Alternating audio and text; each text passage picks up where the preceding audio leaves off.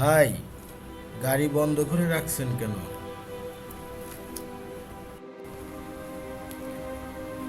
বন্ধ না করে কি হবে? গাড়ি তো যাচ্ছে না, শুধু তেল যাচ্ছে। আজকে জ্যামটা মনে হয় একটু বেশি। বেশি না ভাই, এখন জ্যামও প্রিমিয়াম। শুনেন নাই, যানজট ট্যাক্স।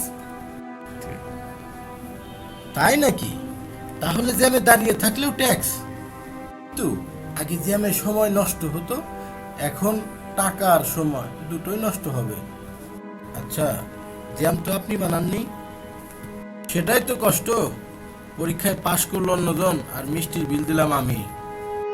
তাহলে সামনে যদি 5 ঘন্টা জ্যাম থাকে, তাহলে মনে হবে আমি গাড়ি চালাচ্ছি না, পার্কিং ভাড়া দিয়ে বসে আছি।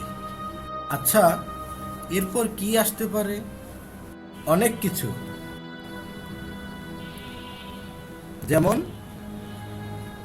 বেশি হর্ন দিলে শব্দ উন্নয়ন কর, আর রাস্তায় বেশি ধুলো লাগলে ধুলা গ্রহণ ফি। বৃষ্টিতে ভিজলে প্রাকৃতিক গোসল সারচার্জ।